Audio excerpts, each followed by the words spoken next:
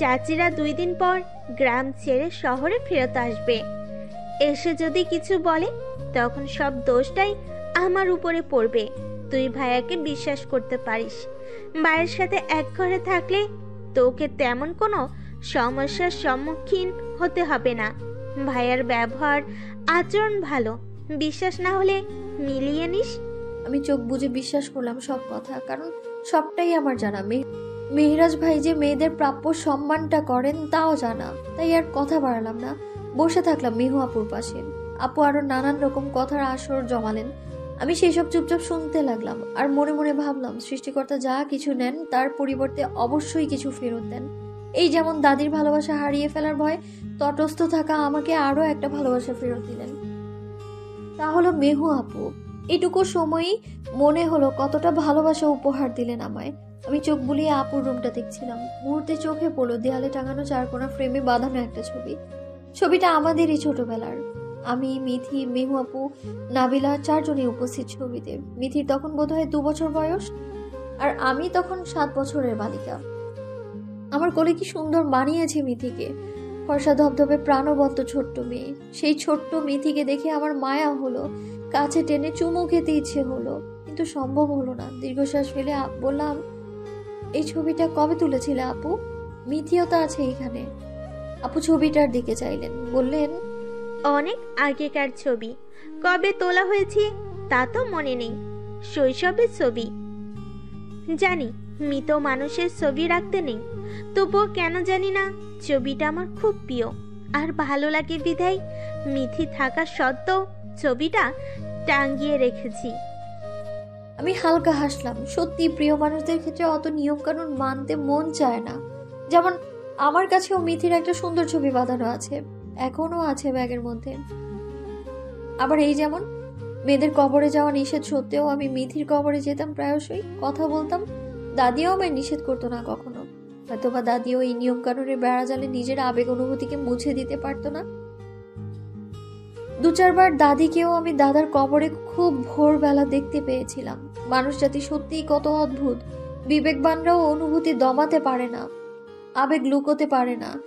আমি এইসব ভেবে ভেবেই এক পলকে চেয়ে রইলাম ছবিটার দিকে, পর্যবেক্ষণ করলাম মিথির মিষ্টি হাসিটা। ঠিক তখনই মেহরাজ ভাইয়ের গম্ভীর কণ্ঠে নিজের নাম শুনতে পেলাম। তৎক্ষণাৎ অবাক হলাম, ভাবনা ছেড়ে দ্রুত বের হয়ে সামনে তাকালাম। চোখের সামনে মেহরাজ ভাইয়ের জলজ্যান্ত মূর্তি আবিষ্কার করেই উত্তর দিলাম, জি। মেহরাজ ভাই আগের ন্যায় গমগমে স্বরে প্রশ্ন করলেন, তোর কাছে কি মোবাইল আছে? হঠাৎ প্রশ্ন করে বুঝে উঠলাম না। আমি অস্পষ্ট স্বরে বললাম, হুম। উনি আবারও বলে উঠলেন, মোবাইল নিয়ে এসেছিস? আমি মাথা নাড়িয়ে উত্তর দিলাম, হ্যাঁ এনেছি। আজই দাদি একটা মোবাইল দিয়েছে আমায়, নিয়ে এসেছি। ওকে কেউ কল দিয়েছে হয়তো, রিংটোনের আওয়াজ আসছে তোর ব্যাগ থেকে, গিয়ে দেখ কেউ কল দিয়েছে। আমি উঠে দাঁড়ালাম। কল দেওয়ার কথা আর কারই বা থাকবে? মোবাইল নাম্বার তো মিনার ভাই ছাড়া কারো কাছে নেই, হয়তো দাদিই কল দিয়েছেন। কথাটা ভেবেই দ্রুত পা বাড়ালাম। মেহরাজ ভাইয়ের রুমে ফ্লোরে পড়ে থাকা ব্যাগটা থেকে বাটন ফোনটা বের করতেই কল কেটে গেল। আমি হতাশ হলাম। কিয়ৎক্ষণ অপেক্ষা করতে পুনরায় আবারও কল এলো। মুহূর্তে খুশি হলাম। আমি উচ্ছ্বসিত চাহনিতে চাইলাম মোবাইলের দিকে। নাম্বারটা আমি চিনি, এটা মিনার ভাইয়ের নাম্বার। সঙ্গে সঙ্গে কল তুলে কানের কাছে নিতেই বললাম, আসসালামু আলাইকুম মিনার ভাই, কেমন আছো তুমি? মিনার ভাই কিয়ৎক্ষণ চুপ থাকলেন। আমার প্রশ্নকে কি সুন্দর এড়িয়ে গিয়ে বললেন, নানি তোর সাথে কথা বলবে। এত দূর গেলি, এতক্ষণ সময় কাটলো, দাদি চিন্তা করবে তা তো জানতেই। গিয়ে একবারও কল দিলি না, গিয়ে যে পৌঁছাইলি তো বলতে পারতি। আমি চুপ থাকলাম। কিয়ৎক্ষণ পর ওপাশ থেকে দাদির কণ্ঠ ভেসে আসলো, এই জ্যোতি, আসস তুই? কথা কাস না কেন? আমার মুখে হাসি ফুটলো দাদির গলা শুনে। বাড়িতে এই মানুষটার ভয়ে তটস্থ থাকতাম আমি। এই মানুষটার বকাবকির ভয়ে কোনো কাজেই ভুল করার সাহসই হতো না আমার। আর আজ এই মানুষটা আমার থেকে কত দূরে, কত বেশি দূরত্ব দুজনার মধ্যখানে। জিবা দিয়ে ঠোঁট ভিজিয়ে উত্তর দিলাম, আছি দাদি, কেমন আছো তোমরা? এমন থাকো, তুই যে গেলি আর কল দিয়া কথা কইসস, আমি ইহানে চিন্তায় শেষ। গিয়া পোষাইছস কিনা? আর তুই? আসলে আসার পর আর খেয়ালই ছিল না দাদি, কিছুক্ষণ আগেই এসেছি, একটু পর কল দিতামই। মাত্রই চোখ মুখে পানি দিয়ে মেহু আপুর ঘরে গেলাম। দাদি স্পষ্ট গলায় বললেন। দাদির কথাগুলো শুনে হাসি পেল। বিয়ে দেয়া এখন বলছে বিয়ে দিয়ে দেয়াতে থেমে না যেতে। সব থেকে বেশি হাসি আসলো আব্বার কথা ভেবে। পড়ার সুযোগ চাইতেই কলেজ জীবনের গণ্ডি পার না হওয়া আমাকে আব্বা এখনই বলে দিলেন আর পড়ার দরকার নেই। আমার মাথায় মুহূর্তেই ক্ষোভ জাগলো। সূক্ষ্ম জেদ মস্তিষ্কের নিউরনে নিউরনে জড়ো হয়ে জানান দিল, যেভাবেই হোক পর জ্যোতি, অন্তত তোর আব্বাকে হলেও দেখিয়ে দিতে হবে তুই থেমে নেই। আমি ভাবনা ছেড়ে বের হলাম। দাদি আরো কিয়ৎক্ষণ বলে গেলেন নিজের মতো। চুপচাপ সেসব শুনে গেলাম। একটা সময় পর দাদি কল রাখলেন। আমি মোবাইলটা আবারও রেখে দিলাম। এক নজর চোখ বুলিয়ে মেহেরাজ ভাইয়ের ঘরটা দেখলাম। ছিমছাম সাদামাটা ঘর, বিছানার উপর একটু আগের পরনে থাকা ঘামে ভেজা জামা কাপড়গুলোই ছড়িয়ে ছিটিয়ে রাখা, জানালা সোজা বরাবর একটা টেবিল আর চেয়ার, তার পাশেই আলমারি, এক পাশে কাপড় রাখার আলনা। আমি আর দাঁড়ালাম না সেই ঘরে। এক নজর চোখ বুলিয়ে দ্রুত বের হয়ে মেহু আপুর ঘরে ফেরত এলাম। আপু তৎক্ষণাৎ ফ্রেশ হয়ে কাপড় চোপড় পাল্টে নিয়েছেন। আমাকে দেখে হেসে বললেন, কথা হয়েছে বাড়িতে? হ্যাঁ। দাদির সাথে কথা হয়নি? আর কার সাথে বা কথা হবে, দাদির সাথেই কথা বলে আসলাম। মেহু আপু এবার বিনিময়ে কিছু বলল না। আমি চুপচাপ বসে থাকলাম। ছোট থেকে কোনোদিনও এতটুকু পথ ভ্রমণ না করা শরীর ভেঙে আসছে কেমন। চোখ নিবু নিবু হয়ে এলো। মুহূর্তে মন চাইলো ক্লান্তির সাগরে ডুব দিয়ে ঘুমের দেশে তলিয়ে যাই। তবুও ঘুমোতে বাধা দিল মন। মাথাটা দেয়ালে হেলান দিয়েই চুপচাপ বসে রইলাম এক কোণে। শুনতে লাগলাম মেহু আপুর অল্প স্বল্প কথোপকথন। আমার চোখ লেগে এলো। কখন লেগে এলো জানা নেই, তবে মেহু আপুর ডাক পেয়ে হঠাৎ হকচকিয়ে উঠলাম। বুঝলাম যে ঘুমিয়ে গিয়েছিলাম। মেহু আপু তারা নিয়ে বলে উঠলো, এই জ্যোতি, ওঠ ওঠ, ভাইয়ের নাকি রান্না করা শেষ, খেতে ডেকে গিয়েছে এক্ষুনি। আমি অতি কষ্টে চোখ মেলে চাইলাম। মিহু আপুকেও খাটের এক কোণে হেলে দুলে শুয়ে থাকতে দেখে চোখ ছোট হয়ে গেল আমার। তার মানে আপুও ঘুম দিয়েছে, কিন্তু হঠাৎ জেগে ওঠার কারণ কি? ভ্রুজোড়া কুচকে নিয়ে বললাম, আপু ঘুমাই, সত্যি খুব ঘুম পাচ্ছে। আপু ছোট ছোট চোখে মোবাইলের স্ক্রিনে চাইলো, ব্যস্ত কণ্ঠে বলল, অ্যালার্ম বেজেছে আরো 10 মিনিট আগে, এখন 11টা বাজে। ভাইয়া রান্না শেষ করে নির্ঘাত 3 বার ডেকে চলে গিয়েছে। আমি বোধহয় শেষবারই শুনতে পেলাম সেই ডাক। আমি কথার আগামাথা বুঝলাম না। ক্লান্ত গলায় প্রশ্ন ছুড়লাম, মানে? আপু উঠে বসে বললেন, আরে সন্ধ্যায়ও তো কিছু খাওয়া হয়নি, রাতের খাবার খাবি না? সীমা আপাকে তো বলেছিলাম আমরা গ্রামে থাকবো কয়েকদিন, তাই আপাও আসেনি। প্রায় সময় সীমা আপা না থাকলে রান্নাটা ভাইয়াই করে। আজও ভাইয়াই রান্না করেছে।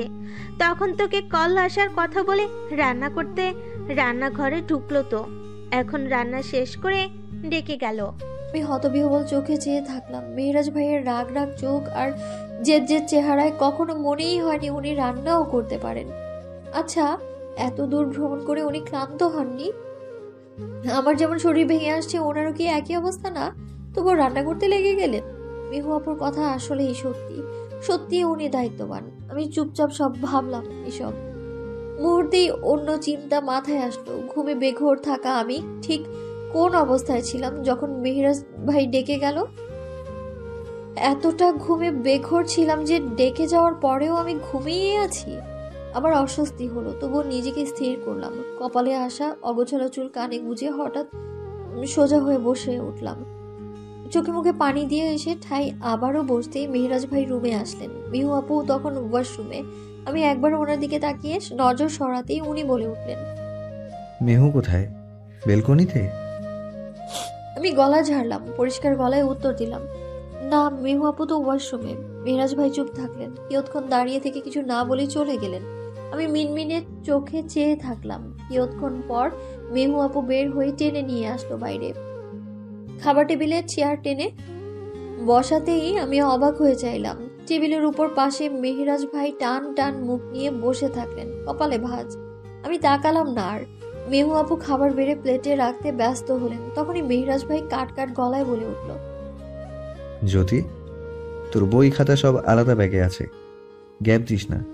দাদি বারবার করে বলে দিয়েছিল বিষয়টা, পরে সব দোষ আমার উপরেই উঠবে। এমনিতেও অনেক কথাই উঠেছে আমার নামে। অনেক কিছুই রটে গিয়েছে। আমি বিনিময় কিছুই বললাম না। বুঝেই উঠলাম না মেহরাজ ভাইয়ের কণ্ঠের শাসন নাকি রাগ, নাকি সব রটনার জন্য অস্পষ্টভাবে আমাকেই দায়ী করলেন। খাওয়া শেষ হতেই মেহরাজ ভাই উঠে পা বাড়ালেন নিজের ঘরের দিকে। আমি আর মেহু আপু তখনও টেবিলে খাবার নিয়ে বসা। কিছুক্ষণ পর খাওয়া শেষ হলো। মেহু আপু থালা বাসনগুলো রান্নাঘরে নেওয়ার জন্য হাতে তুলতেই উঠে দাঁড়ালাম আমি। বললাম, আমিও নিয়ে যাই কিছু, দুজনে মিলে করলে তাড়াতাড়ি হয়ে যাবে আপু। আপু হাসলেন, বললেন, তুই ছোট মানুষ, পারবি? আপুর কথা শুনে হাসি পেল, কিন্তু হাসলাম না। উত্তরে বললাম, বাড়িতে এত কাজ করতাম, কখনো দেখোনি আপু? রান্না বান্না থেকে সবই তো করতাম, তোমার কি মনে হয় পারবো না?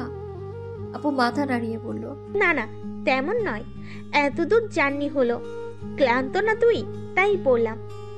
আমি কিছু বললাম না বিনিময়ে। আপুর সাথে সাথে হাতে কিছু প্লেট বাটি তুলে নিয়ে রান্নাঘরে গেলাম। কিয়ৎক্ষণ পর দুজনে সব ধুয়ে গোছগাছ করে বেরিয়ে আসলাম। মেহু আপু এক নজর আমার দিকে চাইলেন, মৃদু গলায় বললেন, সেই এক জামাটাই পরে আছিস এখনো, পাল্টাবি না? আগে জামা পাল্টে নে, তারপর ঘুমাবি। আমি নিজের দিকে চাইলাম। হ্যাঁ, জামা পাল্টানো হয়নি। ব্যাগের কথা মনে পড়তেই ধীর পায়ে পা বাড়ালাম মেহরাজ ভাইয়ের ঘরের দিকে।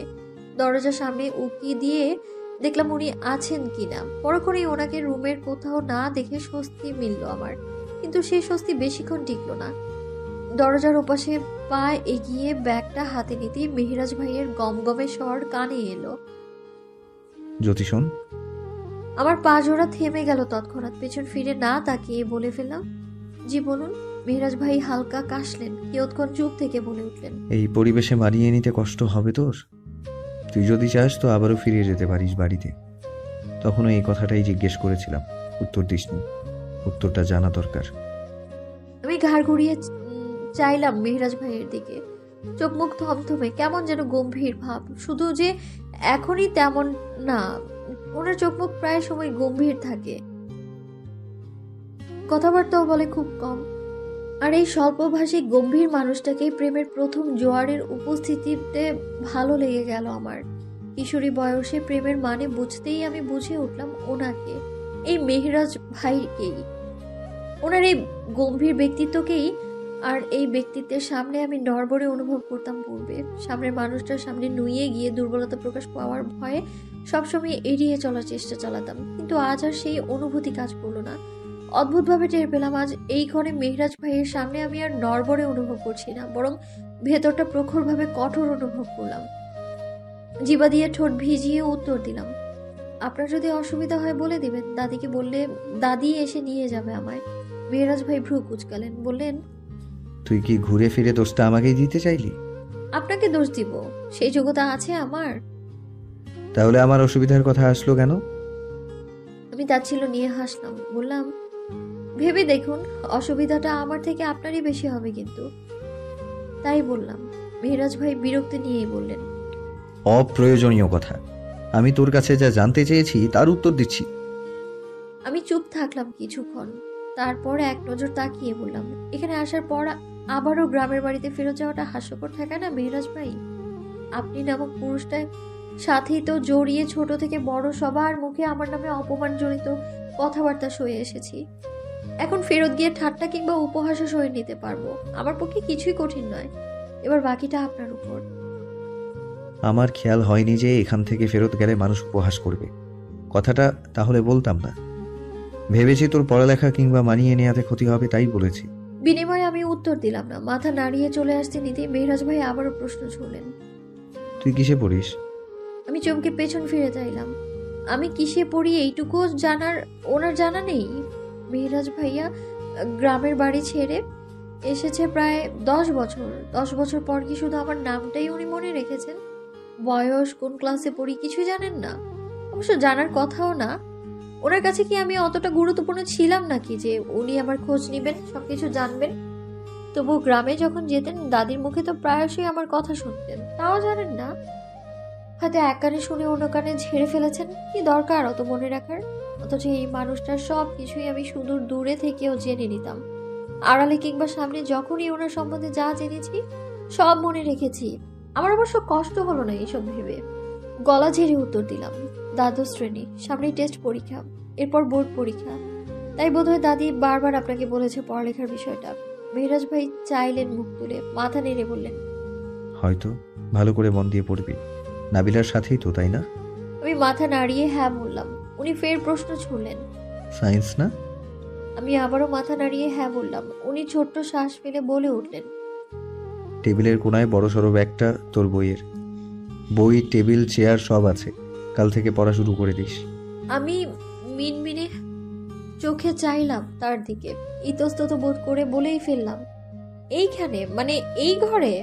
উনি অস্পষ্ট কণ্ঠে বললেন, হুম? আপনার ঘরে? উনি চুপ থাকলেন। কিছুক্ষণ চুপ থেকে আমার অস্বস্তি বুঝে বোধহয় বলে উঠলেন, এই বাসায় আরও একটা রুম আছে, কেউ থাকে না ও রুমে, তাই ময়লা হয়ে আছে। কাল সীমা আপাকে বলবো ঝাড় দিয়ে পরিষ্কার করে দিতে। বইপত্র নিয়ে ওখানেই শিফট করিস।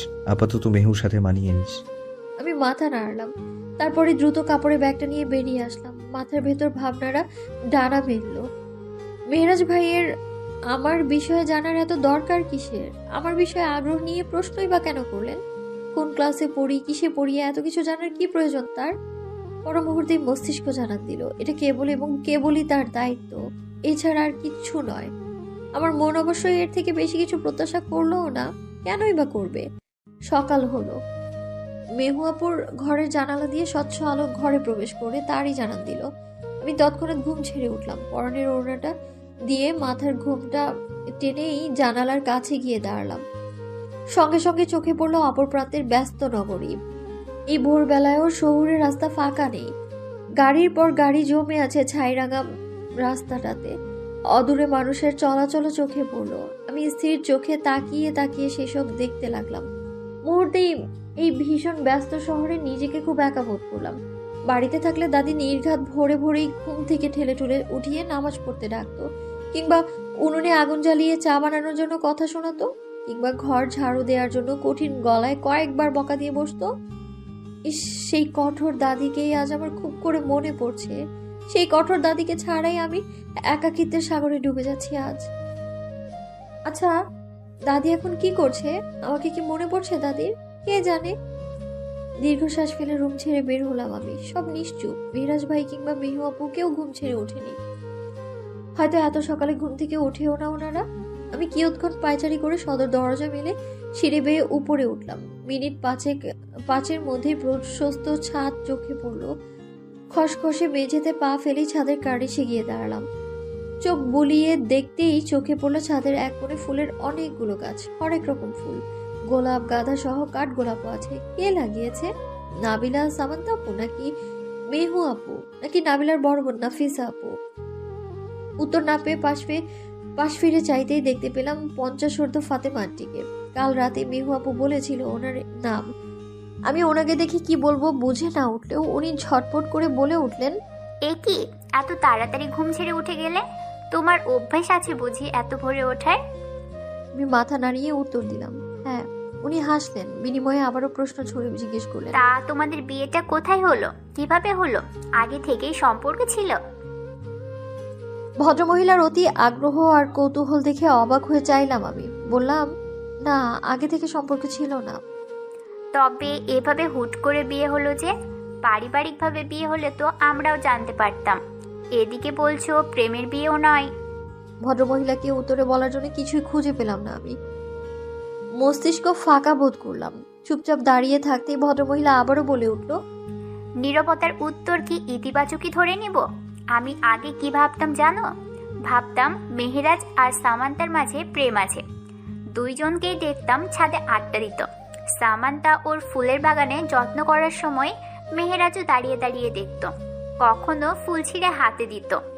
এখন দেখি মেহেরাজ প্রেম করে বিয়ে করে বউ নিয়ে চলে এসেছে।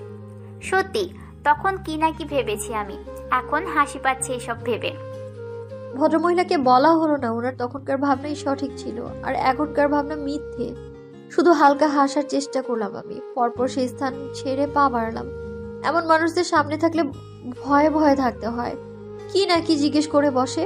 আমি স্বল্প ভাষার মানুষ। পরে ভদ্রমহিলার বিশাল বিশাল প্রশ্নের উত্তর হিসেবে বিশাল বিশাল কথা কোথায় খুঁজে পাবো আমি? তার থেকে সরে আসাই ভালো। বেলা 11টার সময়ই সীমা আপা নামক মানুষটার আগমন ঘটল। মেহরাজ ভাই তখন বাইরে, আর মেহু আপু আমাকে ওনার পরিচয় দিয়েই তড়িঘড়ি করে ঘরে গেল মোবাইলের রিংটোনের আওয়াজ পেয়ে। আমি চোখ মেলে চাইলাম সীমাপার দিকে। মাথার চুলে পাক ধরেছে, গায়ের রং আমারই মতো চাপা, পান খাওয়া ঠোঁট জোড়া লাল টকটকে দেখালো, এমনকি দাঁতগুলো পানের লালচে রঙের কারণেই বিচ্ছিরি দেখালো। তবুও কেন জানি না ওনার ছটফটে স্বভাব আমার ভালো লাগলো। উনি উচ্ছল কণ্ঠে আমার দিকে তাকিয়ে বলে উঠলেন, তুমি দেহি নতুন মানুষ। কেডা তুমি? আগে তো কখনো দেহি নেই। সরাসরি এমন প্রশ্নে আমি হাসলাম হালকা। উত্তরে বললাম, আমি আমি জ্যোতি, মেহু আপুদের গ্রামের বাড়ির মানুষ। তোমার লাইগাই কল কইরা ঘর ঝাড়তে কইলো বড় ভাইয়ে। তুমি তো আয়াই আমার কাম বাড়াই দিলাম আইয়া। আপনি চাইলে আমি সাহায্য করতে পারি খালা, তাহলে কাজ কমই লাগবে। সীমাপা মুহূর্তেই রেগে গেলেন, রাগে ফোঁস করে শ্বাস ছাড়লেন, ছটপট করে বলে উঠলেন, এই মাইয়া, তুমি আমারে কি কইলা? কি কইলা তুমি? আমি বোকা বোকা চোখে চাইলাম। কি বললাম আমি? আশ্চর্য, কি এমন বলে ফেললাম যে উনি এমন রেগে গেলেন? আমি ভাবলাম, কিন্তু কোনো উত্তর খুঁজে পেলাম না। হতাশ হয়ে বললাম, কি বলেছি আমি? তুমি আমারে খালা কইলা কেন? খালার মতো লাগে আমারে? আমারে আপা কইবা, সীমা আপা। বয়স আর কদ্দুর আমার? আমি ছোট্ট নিঃশ্বাস ফেললাম। আপা খালা খেলায় ক্লান্ত হয়ে আবারও বলে ফেললাম, আচ্ছা খালা, আপাই ডাকবো। সীমাপা আবারও রাখলেন, বললেন, আবারও কয় খালা, কও সীমা আপা। আমি চোখ ছোট ছোট করলাম, হতাশ হয়ে কিছু বলবো, ঠিক সেই মুহূর্তে মেহু আপু খিলখিলিয়ে হেসে উঠল, ঠোঁট নেড়ে বলে উঠল, ও নতুন তো, অভ্যাস হয়ে যাবে। সীমাপা, তুমি রাগ করো না। সীমাপা দাপট নিয়ে বললেন, রাগ করুম না? তোমারে মেহু আপা না কইয়া মেহু খালা ডাকলে কেমন লাগবো? আচ্ছা, আর বলবে না। মনে থাকে যেন। কিন্তু মাইয়াটা তোমাকে হয় কেডা? ও আমার ভাবি হয় সম্পর্কে, তবে এমনিতেই বোনই হয়। সীমাপা বুঝলেন না, ভ্রু কুচকে চেয়ে বললেন, কি কও? তুমি অত সব বুঝে কি করবে? জানুম না তাই বইলা? ভাবি কাকে বলে? ভাইয়ের বউ রে। জ্যোতিও আমার ভাইয়ার বউ হয়েছে। কি কও? বড় ভাইয়ের বউ? বড় ভাই বিয়া করে লাইছে? বিয়া করছে ভালো কথা, দুইজন দুই ঘরে থাকবো কেন? অগো কি সত্যি সত্যি বিয়া হইছে, নাকি তুমি মিছা কথা কও? সীমাপার প্রশ্নের জবাবে মেহু আপু কি বলবে তারই অপেক্ষা ছিলাম আমি। কিন্তু অপেক্ষার প্রহর না কাটতেই বাসায় ঢুকলো মেহেরাজ ভাই। পায়ের মোজা খুলতে খুলতেই ভরাট গলায় উত্তর দিলেন, না, সত্যিই বলেছে আপা, বিয়েটা সত্যি সত্যিই হয়েছে। আমি চমকে গেলাম মেহেরাজ ভাইয়ের সহজ ভাষার স্বীকারোক্তিতে। উনি কি সত্যি বিয়েটাকে সত্যি হিসেবে মেনেছেন? আদৌ এই বিয়ের অস্তিত্বকে নিজ থেকে স্বীকৃতি দিতে পেরেছেন উনি? জানা নেই আমার। চোখ ফিরিয়ে মেহেরাজ ভাইয়ের দিকে নির্বিকার ভাবে তাকালাম। উনি আবারও বললেন, পশ্চিমের রুমটায় ময়লা হয়েছে, অনেকদিন ও ঘরে যায়ও না কেউ।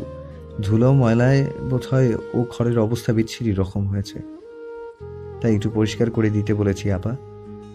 এবার সে ঘরে কে থাকবে না থাকবে এসব ভাবা কি আপনার জন্য অতি জরুরি বিষয় আপা? মেহেরাজ ভাইয়ের কণ্ঠে কি ছিল কে জানে। সীমাপা একদম দমে গেলেন। সেকেন্ডেই তার দাপট দেখানো মুখ চুপসে গেল। পা জোড়া চালিয়ে দ্রুত সরে গেলেন সেই জায়গা থেকে। আমি অবাক হলাম, মেহেরাজ ভাইকে এতটা ভয় পায়? অবশ্য ভয় পাওয়ারই কথা। ওইরকম গোমরা মুখ আর গম্ভীর কণ্ঠ শুনে ভয়ে তটস্থ থাকা ছাড়া আর কি বা উপায় আছে? তখন সন্ধ্যা।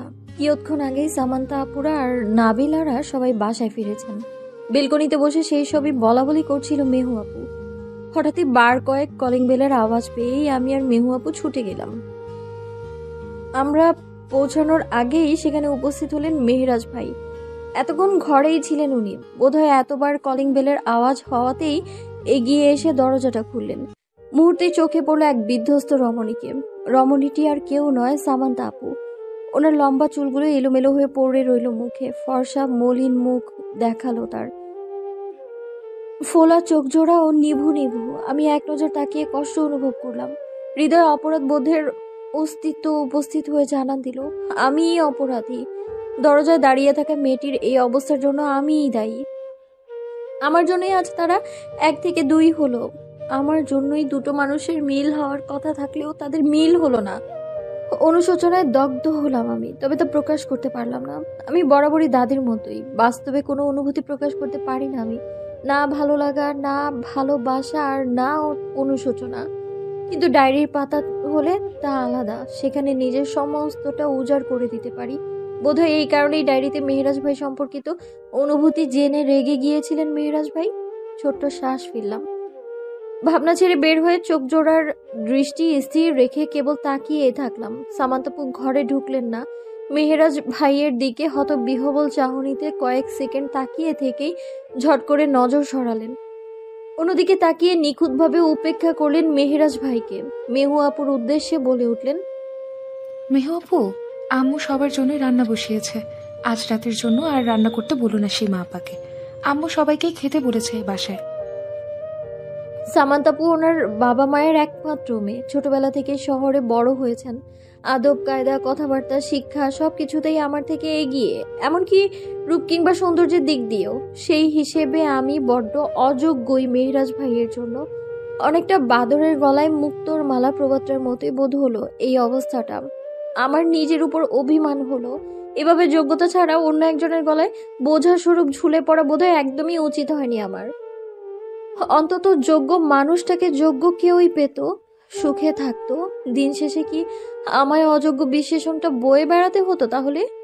লম্বা দীর্ঘশ্বাস ফেলে মেহেরাজ ভাইয়ের দিকে তাকালাম। টান টান গম্ভীর মুখে একরাশ বিষাদের ছোঁয়াই কেবল, যেন হতাশায় তার ভেতরটা কুড়ে কুড়ে খাচ্ছে। তার স্পষ্ট ছাপ চোখে মুখে।